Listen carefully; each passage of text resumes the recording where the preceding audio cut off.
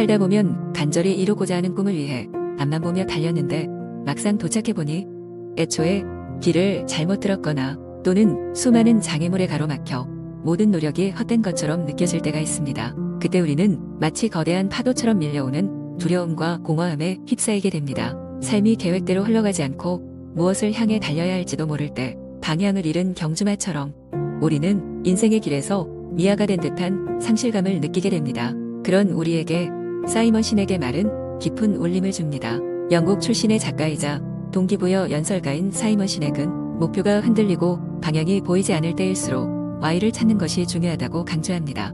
사이먼 시넥의 왜라는 질문은 단순히 호기심에서 나오는 질문이 아니라 우리 행동의 본질적 이유를 찾아가는 매우 중요한 질문입니다. 시넥은 사람들이나 조직이 무언가를 이루고자 할 때 보통 무엇을 할 것인가와 어떻게 할 것인가를 중심으로 계획하는 데 익숙해 있다고 말합니다. 예를 들어 회사는 제품을 만들고 이를 생산하고 광고하는 방법을 고민합니다. 마찬가지로 개인들도 어떤 직업을 갖거나 특정 목표를 이루기 위해 무엇을 하고 어떻게 할지를 정하죠. 하지만 정작 왜 그 일을 하는지, 즉 우리를 움직이게 하는 이유에 대해서는 묻지 않습니다. 시넥은 이 질문 없이는 진정한 삶의 동기와 의미를 찾기 어렵다고 말합니다. 시넥은 이 외의 중요성을 황금서클 개념으로 설명합니다. 이 황금서클은 세 개의 동심원으로 구성되어 있는데 가장 바깥의 무엇은 사람들이 쉽게 생각하는 계획과 행동입니다. 중간에 어떻게는 조금 더 구체적인 방법들이죠. 그리고 중심부에 자리한 왜는 우리의 행동을 이끄는 본질적 이유를 의미합니다. 시넥은 성공적인 리더나 조직은 언제나 가장 중심에 왜를 먼저 확립하고 그 왜가 나머지 어떻게와 무엇을 견인하도록 만든다고 말합니다. 이를 설명하기 위해 시넥은 애플과 라이트 형제의 예를 자주 언급합니다. 애플의 기업 비전과 미션은 혁신적 기술을 제공하여 사용자의 삶을 풍요롭게 만들고 더 나은 세상을 남기는 것입니다. 시넥은 이 같은 애플의 비전이 그들이 하는 모든 일의 본질적인 이유를 나타낸다고 말합니다. 왜란 단순히 우리는 좋은 제품을 만든다처럼 결과나 행동을 설명하는 것이 아니라 그 결과를 이루기 위해 존재하는 이유를 말합니다. 애플의 비전은 제품 개발이나 기술 자체를 넘어서 그들이 세상에 던지고자 하는 근본적인 가치와 철학을 담고 있죠. 즉 애플은 단순히 전자기기를 만드는 것이 아니라 기술로 세상을 바꾸고 기존의 틀을 깨며 혁신을 이루는 것을 존재 이유로 삼는다는 것입니다. 이 철학은 애플의 모든 제품, 서비스, 그리고 디자인에서 드러나며 그들의 정체성 전체를 관통하는 일관된 메시지가 됩니다. 라이트 형제 또한 단순히 돈을 벌기 위해 비행기를 발명하고자 한 것이 아닙니다.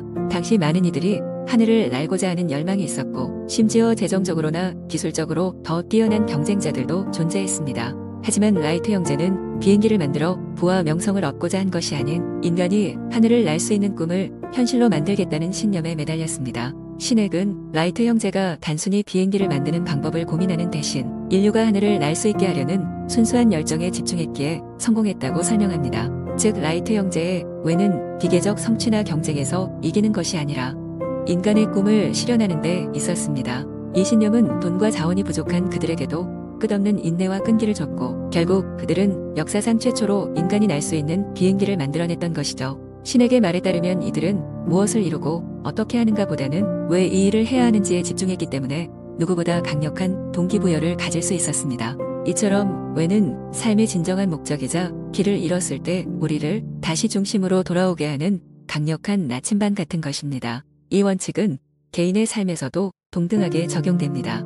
즉 우리가 추구하는 목표가 무엇이든 그 이유를 스스로에게 물어보는 것은 막막한 인생의 길에서 방향을 다시 찾는 중요한 열쇠가 됩니다. 그렇다고 해서 모두가 애플이나 라이트 형제의 예서와 같이 거창한 존재 이유나 이상을 찾아야만 하는 것은 아닙니다. 사실 왜라는 질문을 통해 나만의 이유를 찾는 과정은 크든 작든 개인의 삶을 더 풍요롭게 만들어줄 수 있다는 점에서 중요한 것입니다. 대부분의 평범한 사람들은 생계를 위한 직업을 가질 수밖에 없는 상황에 처해 있습니다. 때문에 먹고 살기 위해 하는 일에 무슨 존재 이유나 거창한 가치를 부여할 수 있나?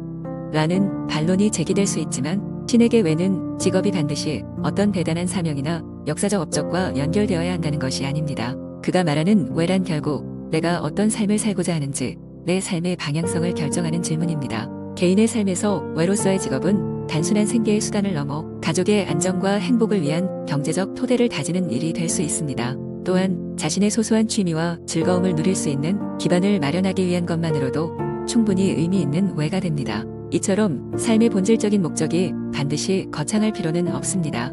오히려 이런 일상적인 이유가 삶을 더 단단하게 지탱해주며 직업이라는 수단에 깊이를 부여해줄 수 있습니다. 따라서 생계를 위한 직업이 단지 왓으로서만 기능하더라도 그것이 내가 원하는 삶의 목적에 기여하는 수단이 된다면 그 자체로 충분히 가치와 의미를 지닐 수 있습니다. 이렇게 왜를 명확히 하면 직업은 단순한 반복적 활동이 아니라 내 삶의 방향을 지탱하는 중요한 일환으로 자리 잡게 됩니다. 결국 신에게 왜는 이상적인 존재 이유가 아니라 각자에게 진정 중요한 이유를 찾는 과정입니다. 그것이 가족의 행복일 수도, 자신만의 여유일 수도, 단순히 앞으로 나아가는 삶의 방향일 수도 있죠. 그리고 이 왜가 명확히 서 있을 때 비록 구체적인 목표가 바뀌거나 길을 잃더라도 다시 중심을 잡고 새로운 목표를 정할 가능성이 커집니다. 왜가 내 삶에 깊은 의미를 주기 때문에 어떤 일을 하든 어떻게 하든 그 일에 대한 본질적 동기를 잃지 않게 되는 것이죠. 그래서 신액은 삶의 본질적인 이유인 왜를 찾으면 그 외의 요소들이 바뀌더라도 결국 새로운 길을 개척할 수 있게 된다고 강조하고 있습니다. 지금 당신이 느끼는 방황과 두려움은 어쩌면 삶의 새로운 터닝 포인트일 수 있습니다. 목표를 잃어버렸다면 이제 왜라는 질문으로 새로운 출발점을 찾아보세요.